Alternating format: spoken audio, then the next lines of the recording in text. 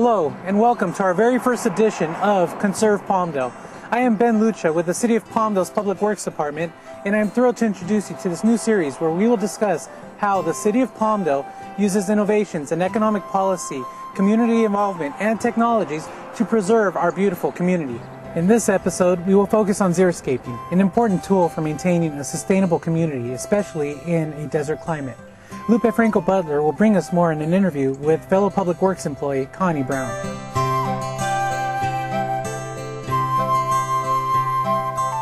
Hi, I'm standing here with Connie today with the City of Palmdale at the XERISCAPE Garden. Good morning, Connie. How are you? Good morning. How are you today? I'm from the engineering department here in the City of Palmdale. I'm in the landscape department. Connie, can you tell us a little about the XERISCAPE Garden? Yes, in 2005, Karen Adnoff with Alea Landscaping, the landscape architect that designed Ponset Lawn Park for us, was hired by the city to extend the St. Clair Parkway and make this corner here match both sides of the existing park. That landscape design included about 26,000 square feet of turf. Last year, we started to install the original design, and the city manager asked to have the project stopped and redesigned to show a xeriscape garden, to show everyone how we can design landscaping and make it beautiful without wasting water. So when the landscape was redesigned, we actually are able to save 2.97 acre-feet of water a year by eliminating the spray irrigation and going to point source irrigation, which is what we have here now. Great. And how easy is it for residents to actually xeriscape their garden at home? Actually, the city is trying to help our citizens. We have a booklet here that is available at all city facilities that outlines a lot of the plants that grow here in the desert. We're also working on a landscape CD that will be available here shortly that will also give the citizens actually the approved plant list for both the City of Lancaster, City of Palmdale, and we'll give pictures of the plants so that people will be able to see what these plants look like. The local nurseries, we're working with them to make sure that we're going to have the plant material available.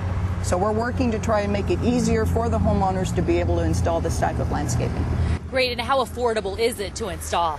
Actually, it's a little more expensive than turf because turf can go for 20 cents a square foot, but the overall cost of the landscaping over a very short period of time will pay for itself. Right, and certainly the amount of water they can possibly conserve as well. Yes, that's is a that big correct? Cost savings. That's absolutely correct. Connie, I understand that this is only phase one of the garden. Can you elaborate a little? Yes, in June of this year, the Department of Water Resources put out a grant for drought assistance for urban development, and the City of Palmdale applied for it, and we have been recently told that we were awarded $201,000 to expand phase 2 of the demonstration garden. The contracts are on the way. Once the contracts have been reviewed and signed, the city plans to move forward on phase 2. Phase 2 will include a kiosk, an informational kiosk. It will also have a weather station that's going to be installed at Desert Sands Park, which will broadcast the ET or evapotranspiration rate throughout the downtown area. It's also going to help us purchase the WaterWise landscape CDs that we're partnering with the water purveyors and the other cities here in the area, one that I'd mentioned before. And it will also allow us to purchase 4,000 of those CDs to be able to distribute. Also, it's going to be able to provide us with some ET timers. Those are evapotranspiration irrigation controllers that will receive the information from the weather station on a daily basis. We're going to be installing those in focus area number 4, which is a redevelopment area here in downtown, and we're going to be providing those to the citizens there to help conserve water. Perfect. Now, can you walk us through the garden a little and talk about the plants? Sure. This plant, it grows very well here. We have a lot of it at the Ponset Lawn Park. We have it along Sierra Highway. We have it along Avenue S. It's widely used throughout the city, and I have to tell you, I have it in my yard too. It's an excellent plant, very hardy, withstands the winter, and I have to tell you, hummingbirds and butterflies love this plant. It comes in different colors. This one here is coral red. We have pink, we have white. It's a great plant, and you can buy this actually at Home Depot, Lowe's, any of the local nurseries. It's a great plant. Hi, and what plant do we have here, Connie? This is called flowering yucca. Isn't it beautiful? That is beautiful. This plant, we again have this along Sierra Highway. When you're driving down Sierra Highway between City of Palmdale, City of Lancaster, you see some beautiful plants. We also have them in Ponset Lawn Park. Very hardy, and it will bloom all summer long. It's not one that just blooms and stops. It blooms all summer long. All summer long. A great plant. This is called Oenthera, or Mexican primrose. This is a ground cover. It almost looks like a pink poppy. We have it all around the Development Services building. It will bloom all summer long this way. It's a very hardy plant, ground cover. This is about as high as it gets. It might get a little bit higher. It needs to be trimmed down several times a year. A great ground cover.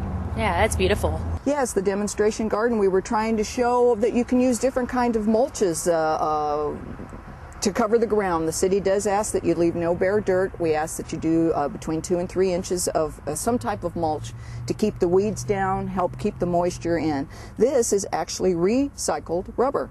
As you can see, we've used it here along this area as a type of ground cover.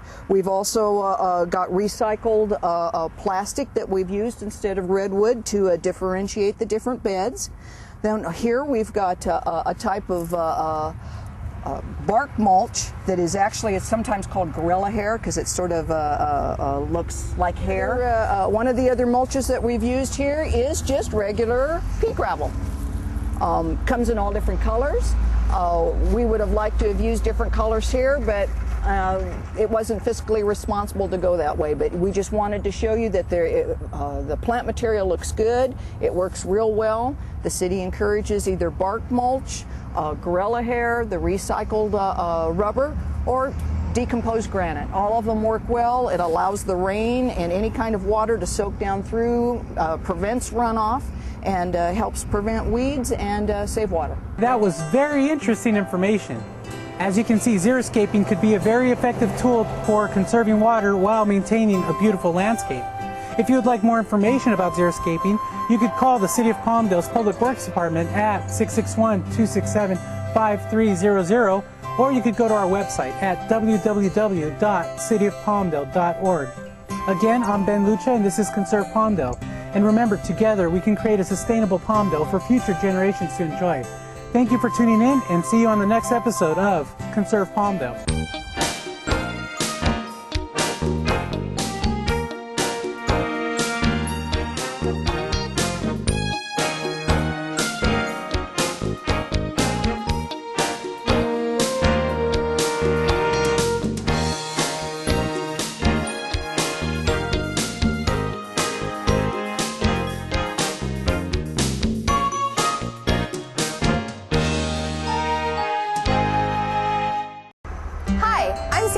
With North America's largest recycler, Waste Management, and we're thrilled to sponsor the City of Palmdale's XERISCAPE sweepstake.